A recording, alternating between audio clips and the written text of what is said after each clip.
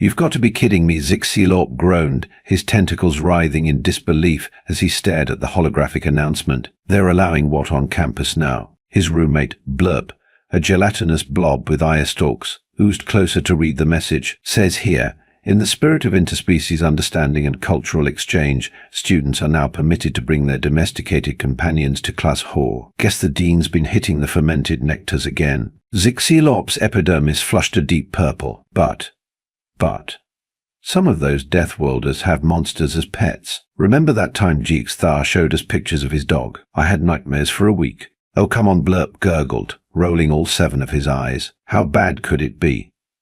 Maybe they'll bring some cute, fluffy creatures that'll make even your cold, deteriorating heart melt. Little did they know, the next day would go down in Galactic University history as the Day of 1,000 Screams. Or, as the humans would later call it, bring your badass pet to school day. Professor Jinthrop slithered into the lecture hall, his scales glistening under the artificial lights. As the foremost expert on cynobiology in the Andromeda Galaxy, he prided himself on being unflappable. That is, until he saw what awaited him. The usual sea of tentacles, antennae, and assorted alien appendages was now punctuated by, dear void, what were those things? In the front row, a human student, Todd, if he remembered correctly, sat with what appeared to be a furry, 4-legged killing machine on his lap. The beast's tongue lolled out of its mouth, revealing rows of razor-sharp teeth. Mr. Todd Zinthrop began, trying to keep his voice steady. What in the name of the 7 moons is that? Todd beamed, scratching the creature behind its pointed ears. This is Rex, my German shepherd.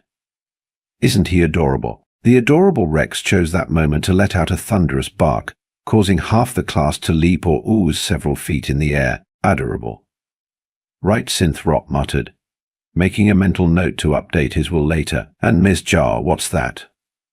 Writhing mass on your shoulders. Lisa Zhao. Another human. Grinned as she stroked the scaled coils draped around her neck. This is Noodle, my ball python. Don't worry, she's friendly. A Phloxian student in the back promptly fainted, their chlorophyll-based circulatory system unable to handle the shock. Synthrop's gaze darted around the room, taking in the menagerie of Earth creatures. There was a ferret darting in and out of a Glee student's many pockets, a parrot mimicking the mating call of a Betelgeusean much to the Betelgeusean's embarrassment. And was that a tarantula crawling up the wall? Right, Zinthrop said, his usually melodious voice now a strained squeak. Let's begin our lesson on non-threatening herbivores of the Cygnus schistone, shall we? As the professor attempted to start his lecture, chaos ensued. The ferret, apparently bored with the Glee student's pockets, decided to make a break for it. It darted across desks, causing a wave of shrieks and flailing limbs as it went. Bandit. Come back here, yelled the ferret's owner, a lanky human named Alex, as he chased after his pet. Meanwhile, the parrot had taken flight, circling the room and squawking out a mixture of Earth profanities and alien mating calls. The Betelgeusean student was now a mortified shade of chartreuse, trying to explain to his classmates that no, he wasn't actually proposing a mass orgy. Amidst the pandemonium, Todd's German shepherd, Rex, decided that the ferret looked like a fun playmate. With a joyful woof, he leapt from Todd's lap and joined the chase, his powerful legs easily clearing rows of desks. Professor Zinthrop watched in horror as his carefully planned lesson devolved into what looked like a scene from a slapstick comedy. He briefly considered retiring on the spot, perhaps to a nice, quiet gas giant where the only life forms were simple hydrogen-based microbes. While chaos reigned in the lecture hall, the cafeteria was experiencing its own brand of mayhem. Grick, the Arcturian lunch lady, had seen many strange things in her centuries of slinging space slop, but nothing could have prepared her for the sight of a human casually eating with one hand while dangling a mouse in the other. Sweetie, she chittered nervously at the human girl. I think you dropped your... The girl looked up, confused. Oh, this isn't a snack. It's for Mr. Whiskers. She gestured to a glass tank on the table, where Oh, void preserve us, was that a snake? Grick watched in horror as the girl dropped the mouse into the tank. Mr. Whiskers, it seemed, was not a picky eater. At another table, a group of Andromedans were cautiously poking at their lunch with their psionic probes, too distracted by the golden retriever sitting patiently by its human side. Is it going to eat us? One of them whispered. The dog's owner, a burly human named Mike, laughed. Nah, Buddy here only eats dog food, and the occasional homework assignment. The Andromedans didn't seem reassured, especially when Buddy let out an earth-shattering sneeze, accidentally launching a glob of drool across 3 tables. In the corner, a particularly brave Venusian had struck up a conversation with Emily, a petite human who was cradling what looked like a ball of sentient cotton. "So, what's that?" the Venusian asked, pointing a tentacle at the fluffy creature. Emily beamed. "This is Snowball, my Angora rabbit. Want to pet her?" The Venusian hesitantly extended a tentacle, only to yank it back with a yelp when Snowball twitched her nose. It moved. The fur moved on its own. Emily couldn't help but giggle.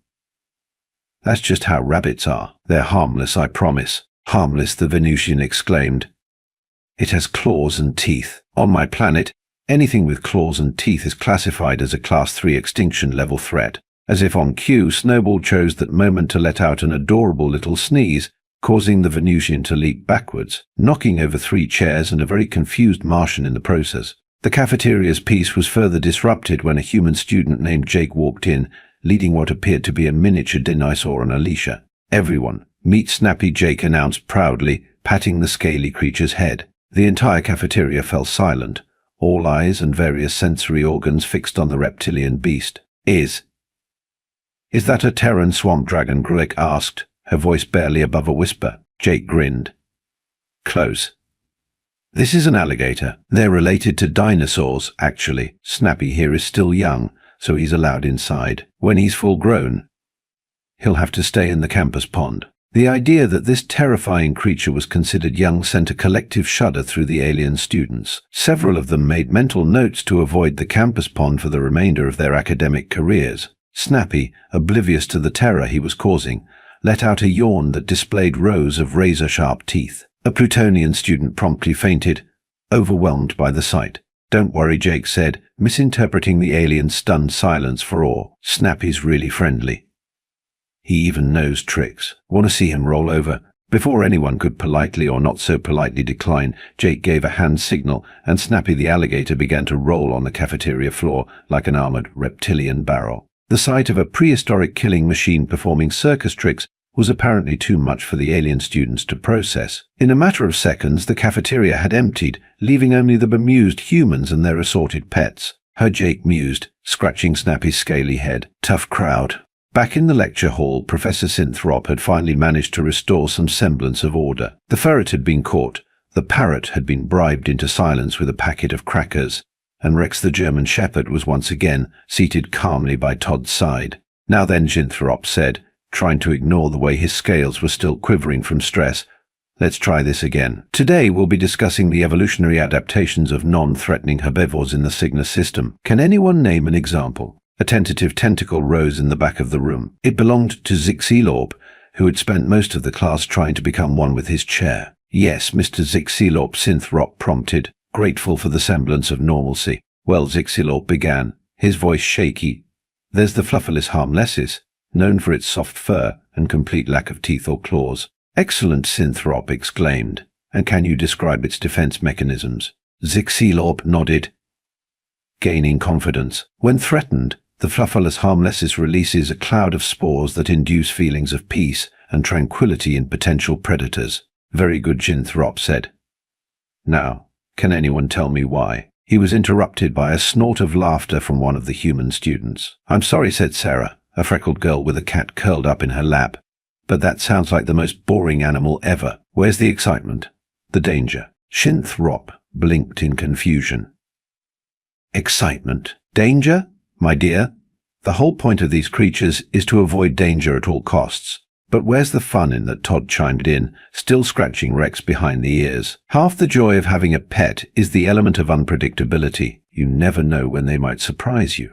The alien students exchanged baffled looks. The idea of willingly introducing an element of unpredictability into one's life was utterly foreign to most of them. Perhaps Sinthrop said carefully, "This would be a good opportunity for some cultural exchange.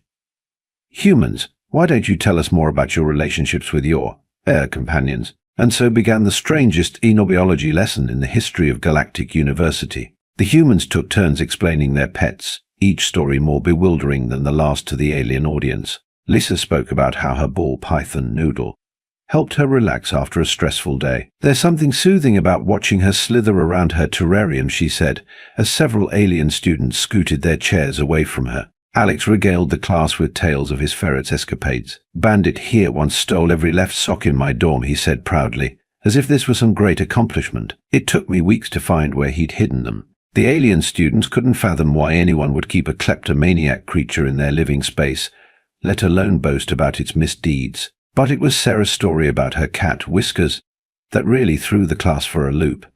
"So there I was, sound asleep," she began, "when suddenly, at 3 a.m., I feel this weight on my chest. I open my eyes and there's Whiskers staring right at me, his face about an inch from mine." The alien students leaned in, anticipating some tale of narrow escape from this midnight stalker. And then Sarah continued, grinning. "He boops me on the nose with his paw and meows for food." It was adorable. There was a moment of stunned silence, broken only by the sound of Zexilop's tentacles tying themselves into stress knots. "Let me get this straight," he said slowly. "This creature stalks you in your sleep, wakes you at odd hours and demands food. And you find this endearing?" Sarah nodded enthusiastically. "Of course, that's just how cats show love." The alien students exchanged looks of pure bafflement. The humans' definition of love seemed to have a lot in common with what most species would classify as psychological torture. As the lesson continued, it became clear that the humans' relationships with their pets were far more complex than the aliens had initially assumed. These weren't just animals kept for practical purposes, they were friends, confidants, and in many cases, beloved family members. The concept was so foreign, so utterly bizarre to the alien students, that they found themselves oddly fascinated. Despite their initial fear, they began to ask questions, trying to understand this strange human custom. "But why," asked a Syrian student, his antenna twitching in confusion, "would you willingly share your living space with a predator?" Todd grinned, giving Rex a belly rub. "Because they're loyal, loving, and great companions. Plus, have you seen how cute they are when they're sleeping?" As if on cue, Rex rolled over, his tongue lolling out in a doggy grin. Several alien students cooed in spite of themselves. "Fascinating," Professor Sinthrop mused, his scientific curiosity overcoming his initial fear. "It seems that humans have developed a symbiotic relationship with these creatures, but surely there must be drawbacks." The humans looked at each other, shrugging. "Well," Alex said, "Bandit did once chew through my quantum physics homework, trying to explain that to Professor Wyzak was interesting. And Noodle has a habit of escaping her terrarium," Lisa added. "You haven't lived until you've had to explain to your Zorgax roommate why there's a snake in the shower." Instead of being horrified, the alien students found themselves chuckling at these anecdotes. The humans' ability to find humor in potentially dangerous situations was both baffling and oddly admirable. As the class wore on, the initial terror began to give way to cautious curiosity. By the time the lesson ended, several alien students were even brave enough to approach the humans and their pets, asking to touch or interact with the strange Earth creatures. Zexilorb, who had spent most of the class in a state of high anxiety, found himself reluctantly petting Rex. To his surprise, the dog's fur was soft, and the rhythmic thumping of Rex's tail was oddly soothing. "You know," Zexilorb said to Todd, his tentacles finally beginning to unknot, "I think I'm starting to understand why you keep these creatures around. There's something comforting about them." Todd beamed. "See, I told you Rex was a good boy. Who knows? Maybe you'll end up getting a pet of your own someday." Zexilorp's epidermis turned a pale green at the thought, but he didn't immediately dismiss the idea. After all, if today had taught him anything, it was that the universe was full of surprises. As the day drew to a close, the alien students found themselves gathered in the common room, excitedly discussing their experiences with the human pets. "Did you see the way that ferret moved?" Blurp bubbled enthusiastically. It was like a furry liquid. Zexilorb, who had finally emerged from under his desk, grudgingly admitted, "I suppose some of them were less terrifying than anticipated." "That rabbit creature was almost tolerable." "Almost tolerable," Blurp exclaimed. "I saw you petting it when you thought no one was looking. You even smiled." Zexilop's tentacles twisted in embarrassment. "I was merely conducting a tactile examination for scientific purposes," he muttered unconvincingly. Their conversation was interrupted by the arrival of Professor Sinthrop, who slithered into the common room looking exhausted but exhilarated. "Well, students, I hope today has been educational. I must admit my perspective on human-animal relationships has been significantly broadened." The professor's words were punctuated by a cacophony of barks, meows, squawks, and hisses as the human students and their pets filed past the common room, heading back to their dorms. Blurp mused, watching as a student walked by with a hedgehog perched on their shoulder. Maybe we've been too quick to judge the humans. If they can form bonds with creatures so different from themselves, perhaps there's hope for greater understanding between all species. Zixilorp nodded thoughtfully, his tentacles relaxing for the first time that day. You may be right. Though I still think I'll stick to non-carnivorous companions, thank you very much. As if on cue, a small, round robot rolled into the room, beeping cheerfully. It was Zixilorp's cleaning droid, a gift from his parents to help keep his dorm tidy. Now this, Zixilorp said, patting the droid affectionately, is my kind of pet. No teeth, no claws, and it actually cleans up after itself. The alien students laughed, the tension of the day finally breaking. As they continued to chat about their experiences, a new sense of camaraderie filled the air. It seemed that the humans' love for their animal companions had, in its own way, brought the diverse student body closer together. Outside the window, as the twin moons of the campus planet rose in the purple sky, a chorus of howls echoed across the grounds. The humans' dogs were singing their nightly song, a haunting melody that sent shivers down alien spines, but now those shivers were tinged with something new, appreciation. The next morning, the Galactic University campus was abuzz with excitement. Word of the previous day's events had spread like wildfire, and now even those who hadn't been present were eager to see the humans' pets for themselves. As Zixilorp made his way to his first class, he couldn't help but notice the change in atmosphere. Alien students who had once given the humans a wide berth were now approaching them, curiosity overcoming their initial fear. In the quad, a small crowd had gathered around Sarah and her cat, Whiskers. The feline was basking in the attention, purring loudly as tentacles, pincers, and various alien appendages gently stroked its fur. And you say this vibration is a sign of contentment? A Neptunian student asked, their bioluminescent spots pulsing with fascination. Sarah nodded, smiling. Yep, that's right. When cats purr, it usually means they're happy or relaxed. Fascinating, the Neptunian exclaimed. On my world, vibrations usually indicate imminent seismic activity or a mating call. Whiskers, unaware of the interstellar cultural exchange he was facilitating, simply rolled over, presenting his belly for more pets. As Zixilorp watched this interaction, he felt a strange warmth in his central cavity. It was oddly heartwarming to see such diverse species finding common ground over something as simple as a furry earth creature. His musings were interrupted by a tap on his shoulder. He turned to find Todd standing there, Rex the German Shepherd sitting obediently by his side. Hey, Zixilorp, Todd said cheerfully.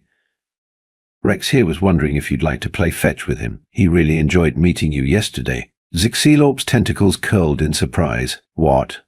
Play fetch. Todd held up a small, bright yellow ball. It's easy.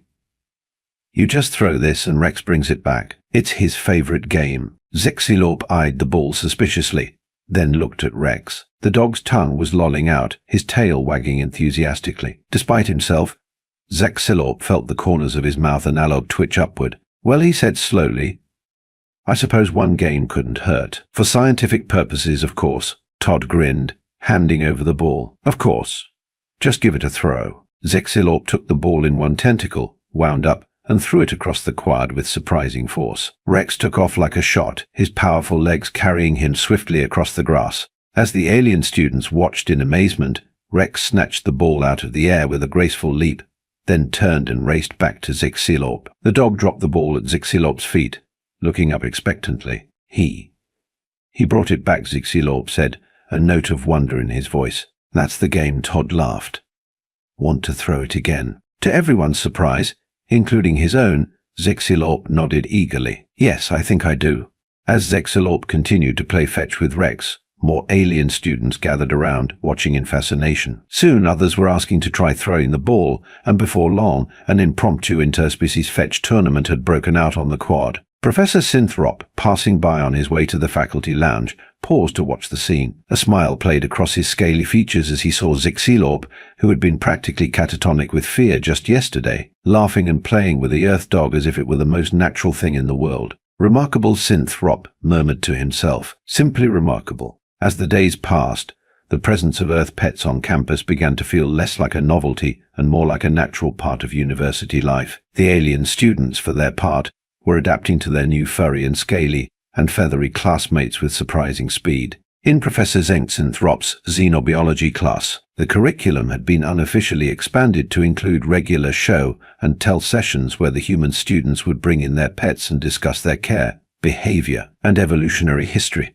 Today, Lisa announced, Noodle the ball python draped around her shoulders, "We're going to talk about snake shedding." The alien students leaned forward, a mix of fascination and residual nervousness on their faces. "You see," Lisa continued, gently stroking Noodle's scales, "snakes shed their skin periodically as they grow. It's called ecdysis." She proceeded to explain the process in detail, even showing holographic images of snakes in various stages of shedding. The alien students watched in rapt attention, their initial fear of the reptile giving way to scientific curiosity. "That's actually quite interesting," Zixilorp admitted, his tentacles twisting in a gesture of thoughtfulness. "It's not dissimilar to the molting process of the Arcturus sand dwellers." Lisa beamed. "Exactly.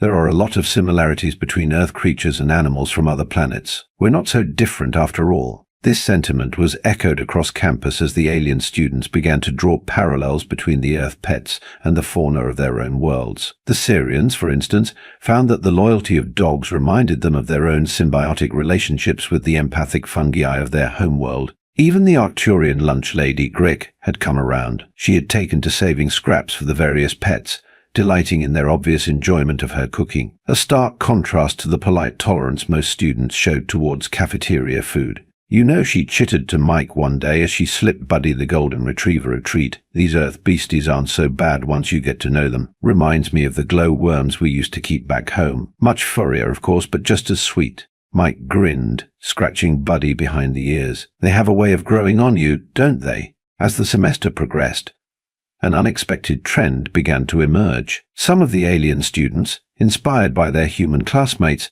had started to express interest in adopting pets of their own. This led to some interesting challenges. "No," Blurp Zixilorp sighed for what felt like the 100th time, "you can't adopt an Earth shark. For one thing, where would you keep it? Our dorm room barely fits your gelatinous mass as it is." Blurp's eye stalks drooped in disappointment. "But they're so sleek and efficient. Did you know they have to keep swimming or they'll die? That's dedication." Zixilorp's tentacles knotted in exasperation. "That's not a pet. That's a perpetual motion machine with teeth." Meanwhile, the Betelgeusian student who had been embarrassed by the parrot's mimicry on the first day had become oddly fascinated by the concept of talking birds. He had taken to spending hours in the aviary, attempting to teach Earth bird calls to his own species' psychic spores. The results were mixed, to say the least. More than one student had been startled by the sudden psychic projection of a squawked pollywonta cracker in their minds. Even Professor Shinthrop had been bitten by the pet bug. He had recently acquired a small terrarium containing a group of Earth tardigrades, which he found endlessly fascinating. Did you know, he would tell anyone who would listen, that these microscopic creatures can survive in the vacuum of space? Remarkable. Simply remarkable. As the end of the semester approached, it was clear that the Bring Your Pet to School initiative had been a resounding success, though perhaps not in the way anyone had anticipated. Yes, there had been some mishaps along the way. There was the incident with the escaped tarantula in the zero-gravity physics lab, and no one would soon forget the day Jake's alligator, Snappy, decided to take an unauthorized swim in the quantum probability pool. But overall, the presence of Earth pets on campus had done more to foster interspecies understanding and cooperation than a dozen diplomatic summits. It all came to a head at the end-of-year Interstellar Cultural Festival. Traditionally, this had been a rather staid affair, with each species showcasing their traditional art, music, and cuisine. This year, however, things were different. The festival grounds were a riot of activity. Humans and aliens alike milled about, many with pets in tow. There were dog agility courses, cat grooming demonstrations, and even a scales and tails exhibit featuring an assortment of reptiles and amphibians. Zixilorp, who had once been terrified at the mere thought of Earth animals, was now proudly showing off his new pet, a small, fluffy hamster he had named Quantum. "You see," he explained to a group of fascinated Plutonians, "Quantum here exhibits properties of both particle and wave. Sometimes he's in his wheel, sometimes he's in his little house, and sometimes he seems to be in both places at once." The Plutonians nodded sagely, clearly impressed by this deep philosophical observation.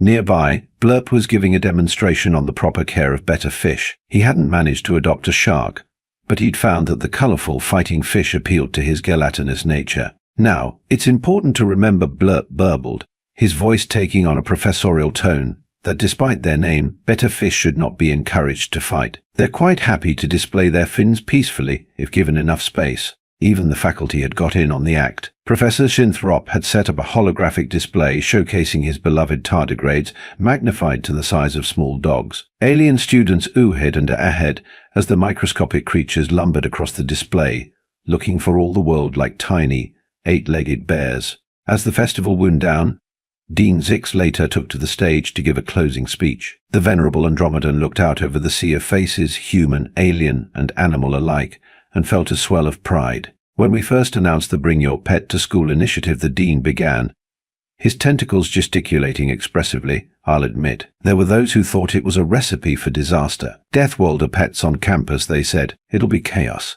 A ripple of laughter ran through the crowd. And yes, the dean continued, a twinkle in his compound eyes. There was a bit of chaos, but there was also learning, understanding, and dare I say it, friendship. He gestured to the crowd, where humans and aliens stood side by side, many with pets at their feet or in their arms or draped around their shoulders. Look around you, the dean said. What do you see? I see the future. A future where the differences between us are not barriers but bridges, where we learn from each other, grow together, and build a galactic community that celebrates diversity in all its forms, be it tentacled, furred, scaled, or feathered. The crowd erupted in cheers, a cacophony of human voices, alien vocalizations, and enthusiastic animal sounds. And so the dean concluded, his voice rising over the noise, it gives me great pleasure to announce that the Bring Your Pet to School initiative will be made permanent, effective immediately. The cheering grew even louder. Zixilorp found himself swept up in the excitement, waving his tentacles in the air and letting out a trilling sound of joy. Quantum the hamster, nestled safely in a special containment sphere designed by the engineering department, spun his wheel in apparent approval. As the celebration continued, Zixilorp felt a tap on his shoulder. He turned to find Todd standing there, Rex at his side as always. Hey, Zixilorp, Todd said with a grin. Remember how freaked out you were when you first saw Rex? Look at you now, a proud pet owner yourself. Zixilorp's skin flushed a deep purple in embarrassment. Yes, well, I suppose I may have overreacted a bit. Your Earth creatures are not quite as terrifying as I initially thought. Todd laughed. High praise indeed. You know, Rex here has grown quite fond of you. I think he considers you part of his pack now. As if to confirm this, Rex let out a soft woof and wagged his tail, looking up at Zixilorp with unmistakable affection. Zixilorp felt a warm glow in his central cavity. I'm honored, he said, reaching down to pat Rex's head. I never thought I'd say this, but I've grown quite fond of him too. And Quantum. Of course, he added hastily, glancing at his hamster. It's amazing how much things have changed, Todd mused. When I first came to Galactic University, I was worried about fitting in. I mean, being a Deathworlder isn't exactly a selling point in most of the galaxy. Zixilorp nodded sympathetically. He remembered the initial wariness many students had shown towards their human classmates. But now, Todd continued, it's like the whole campus has come together, and it's all thanks to our pets. Indeed, Zixilorp agreed. Who would have thought that creatures we initially saw as terrifying monsters would end up being the greatest diplomats the galaxy has ever seen? As they spoke, more of their classmates joined them. Blurp oozed over, his better fish swimming contentedly in a hovering water sphere. Lisa arrived with Noodle draped around her shoulders, the snake's scales glinting in the light of the setting suns. Even Jake was there, though thankfully without Snappy the alligator. The dean had drawn the line at large aquatic reptiles attending the festival. Together, this motley crew of humans, aliens, and animals stood watching the celebration. The sight was a testament to how far they'd come, from fear and misunderstanding to friendship and mutual respect. You know, Blurt burbled thoughtfully, I think we've learned something important here. It's not about where we come from or what we look like. It's about the connections we make. Well said, Lisa agreed, scratching Noodle under the chin. Our pets might be different from us, but they're part of our families. And now, I feel like we're all part of one big, weird, intergalactic family. Zixilorp found himself nodding in agreement. If someone had told him at the beginning of the semester that he'd be standing here, surrounded by Earth animals and feeling perfectly at ease, he would have thought they were mad. Yet here he was, and he wouldn't have it any other way. As the festival wound down and the twin moons rose in the sky, the humans' dogs began their nightly chorus. But this time, they weren't alone. Alien voices joined in, the melodious trills of the Syrians, the resonant hums of the Andromedans, even the subsonic vibrations of the Jovians. It was a symphony of diversity, a celebration of their differences and their newfound unity. Professor Shinthrop, standing nearby, shook his head in amazement. "Simply remarkable," he murmured, his scales shimmering with emotion. "I do believe we've witnessed the birth of a new era in interspecies relations." And as the strange, beautiful music filled the air, Zexilorb couldn't help but agree. The galaxy would never be the same again, and that, he realized, was a wonderful thing. In the years to come, the story of how Earth Pet's transformed galactic university would be told and retold. It would become a legend, a shining example of how understanding and compassion could bridge even the widest of gaps. And it all started with a simple announcement: Deathworlders are now allowed to bring their pets to class. Who could have guessed that those words would change the course of galactic history? But then again, as the humans were fond of saying, sometimes the best things in life come in small, furry packages. As the celebration continued into the night, filled with laughter, barks, meows, and the occasional reptilian hiss, one thing was clear: the future of the galaxy was bright, and it was going to be a whole lot furrier than anyone had ever imagined.